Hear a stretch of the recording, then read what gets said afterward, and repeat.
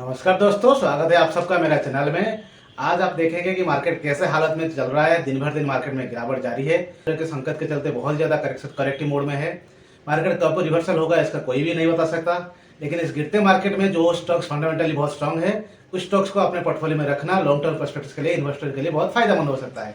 तो ऐसे चुनिंदा स्टॉक्स को मैं लेकर आया हूँ, जो 3 स्टॉक्स है जो फंडामेंटली बहुत स्ट्रांग है, जो आपके पोर्टफोलियो में होना चाहिए। तो दोस्तों, थंबनेल से तो आपको पता ही चल गया होगा मैं किन स्टॉक्स के बारे में बताने जा रहा हूं। तो जरूर आप अपने कमेंट बॉक्स में बताइए कि स्टॉक्स आपके पोर्टफोलियो में है या इस शेयर के बारे में आप सोच रहे हैं। तो पहला शेयर जो मेरा लिस्ट में आता है वो है IRFC, यानी Indian railway financial corporation limited. ये शेयर आपको मालूम है कि ये शेयर का काम क्या हो सकता है, क्योंकि ये फाइनेंस कॉर्पोरेशन लिमिटेड है तो जरूर ये फाइनेंसिंग करता होगा। तो ये फाइनेंसिंग कहाँ करता है, बात यह है, तो फाइनेंसिंग करता है रेलवे सेक्टर में।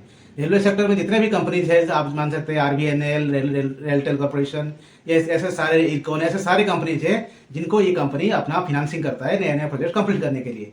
तो ये शेयर आप देखेंगे मंडे को एक्शन में दिखने वाला है। इसका रीजन ये है कि ये शेयर में मंडे को उनका शेयर होल्डर्स का बोर्ड का बैठक बैठने वाला है, जिसमें ये लोग अपना जो सेकंड इंटर्म डिविडेंड है उसको अप्रूव करने वाले हैं। अब सेकंड इंटर्म डिविडेंड जो है 0.80 पैसा पर शेयर कंपनी देने जा रहा है। तो शेयर होल्डर्स जिनके पास ये शेयर अपने पोर्टफोलियो में 23 मार्च तक रहेगा, वो लोग एलिजिबल रहेंगे इस डिविडेंड पाने के लिए। तो भाई साहब, सिर्फ डिविडेंड को देख के तो हम कोई स्टॉक में इन्वेस्ट करेंगे नहीं। स्टॉक का फंडामेंटल और फ्यूचर आउटलुक का देखना बहुत जरूरी होता है। अगर फंडामेंटल और फ्यूचर प्रोजेक्ट्स और इन्वेस्टमेंट कंपनी का अच्छा रहेगा तो आगे जाके ये आपको पोर्टफोलियो में लॉन्ग टर्म गेन दे सकता है। तो इसके चलते इस शेयर का फ्यूचर आउटलुक के बारे में जानेंगे। फ्यूचर आउटलुक के बारे में गौरव गोयल जी हैं, जो कि फिनोकैट टेक्नोलॉजी का फाउंडर है। उनका मानना है कि ये शेयर जो है अपना 52 वीक से 50% तक नीचे गिर गया है। जो उसका 52 वीक का हाई था 208, उससे ये शेयर 50% गिरने के बाद 117 में अभी ट्रेड कर रहा है। क्योंकि मार्केट अभी करेक्शन मोड में है, तो हर एक स्टॉक में आपको नेगेटिव रिटर्न देखने को मिल रहा है। तो इस करेक्शन में IRFC शेयर में भी बहुत करेक्शन आया हुआ है। इसके चलते शॉर्ट टर्म में इस शेयर में थोड़ा बहुत वीकनेस देखने को मिल सकता है। लेकिन लॉन्ग टर्म में आप देखेंगे तो गवर्नमेंट ने इस कंपनी में 4.85 लाख करोड़ का फंड दिया है, जिसके चलते ये कंपनी उस फंड को अपने बहुत सारे लॉन्ग टर्म प्रोजेक्ट में इन्वेस्ट किया हुआ है। जैसे कि आप देखेंगे कि NTPC रिन्यूएबल में ये कंपनी 7,500 करोड़ का इन्वेस्ट किया है। तो दोस्तों, फंडामेंटल्स तो इस शेयर का हम देख ही लिए, फंडामेंटल इसका कितना ज्यादा अच्छा मजबूत है। तो इसका 0 NPA होने के चलते इसका एसेट्स क्वालिटी बहुत स्ट्रांग है। तो उसके बाद आते हैं इसका शॉर्ट टर्म और लॉन्ग टर्म टारगेट्स के बारे में।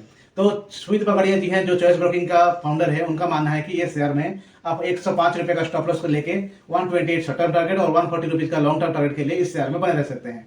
तो जो नए इन्वेस्टर इस शेयर में इन्वेस्ट करना चाहते हैं उनके लिए उनका मानना है कि एक बार ये शेयर 140 लेवल्स का क्रॉस करे तो आप इसमें फ्रेश एंट्री ले सकते हैं, टारगेट ऑफ 160 एंड 170 के लिए। तो इस शेयर में ये था आप मेरा डीप एनालिसिस। तो आप इस शेयर में अपना एनालिसिस खुद करिए।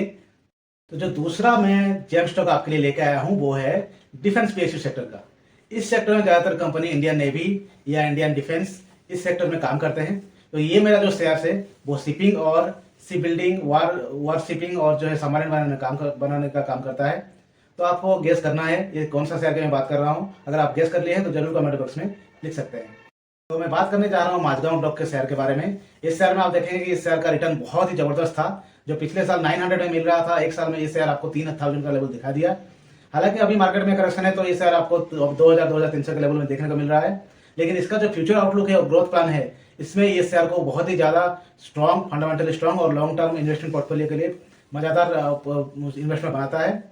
तो अगर इस शेयर का फ्यूचर आउटलुक के बारे में बात करें तो इस शेयर में का इन्वेस्टमेंट पोर्टफोलियो जो है 5000 करोड़ का है, जो आने वाले दिनों में 2030 तक ये कंपनी अपने इन्वेस्टमेंट करेगा। और बहुत ज्यादा वारशिप्स और जो है नेवी के लिए, इंडियन नेवी के लिए सबमरीन बना के गवर्नमेंट ऑफ इंडिया को सभी को 1768 करोड़ का प्रोजेक्ट अभी मिला हुआ है एपी सबमरीन बनाने के लिए। बात करेंगे उसका ऑर्डर बुक के बारे में। तो ऑर्डर बुक में देखेंगे कंपनी को 34,648 करोड़ का ऑर्डर बुक अभी फिलहाल इसका करंट फाइनेंशियल में है, जो कंपनी को कंप्लीट करके गवर्नमेंट को देना है। बात करेंगे इसका प्रॉफिट बिफोर टैक्स का। तो जो कंपनी का मैनेजमेंट का बोलना है कि जो प्रॉफिट बिफोर टैक्स इस साल का 12 से 15% के बीच में रहेगा और आने वाले नेक्स्ट फाइनेंशियल ईयर 26 में ये बढ़ के 20 to 30% होने वाला है। तो ये शेयर फंडामेंटली बहुत ही स्ट्रांग है। करेंगे इसके आने वाले दिनों में टारगेट्स के बारे में। तो आप शॉर्ट टर्म और लॉन्ग टर्म के टारगेट्स के बारे में तो देखेंगे आप, एनालिस्ट का मानना है ये शेयर आपको शॉर्ट टर्म में 2078, 2087 और उसके बाद 2400 और 2450 तक लेवल देख सकता है। और सपोर्ट जब आपको जो रहेगा 2241 और 2210 का स्टॉप लॉस लगा के आप 2500 रुपये तक लॉन्ग टर्म टारगेट के लिए इस शेयर में बने रह सकते हैं। जो मेरा थर्ड पिक है वो ऑयल एंड रिफाइनरी सेक्टर से है। इस सेक्टर से ये कंपनी बहुत बड़ा कंपनी है। इसका मार्केट कैप 1.14 लाख करोड़ का है। इसका मेन काम है बाहर से क्रूड ऑयल इंपोर्ट करना और यहाँ पे रिफाइन करके इंडियन मार्केट में बेचना। तो आपको मालूम ही पड़ गया होगा कि मैं किस शेयर के बारे में बात कर रहा हूँ, जरूर मेरे कमेंट बॉक्स पे लिखिए।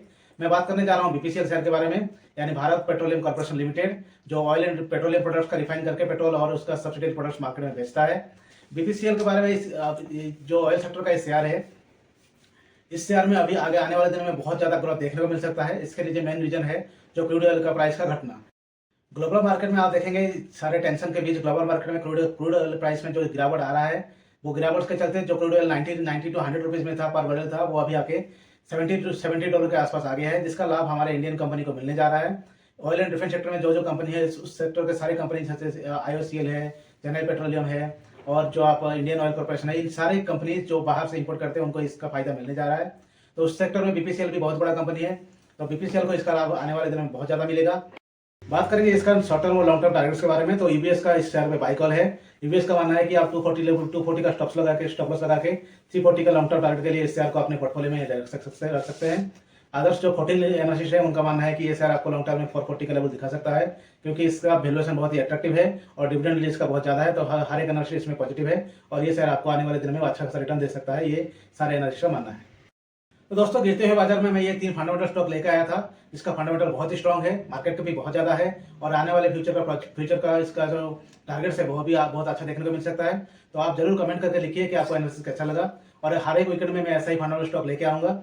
जो भी स्टॉक आपके पोर्टफोलियो में बहुत गिरावट हुआ है और आपको लगता है कि इसके ऊपर एनालिसिस जरूरत है, तो आप जरूर कमेंट बॉक्स में कमेंट कीजिए। मैं कोशिश करूंगा कि उसके ऊपर और वीडियो बनाने के लिए। फिलहाल आप इस चैनल को सब्सक्राइब करिएगा अगर अच्छा लगे।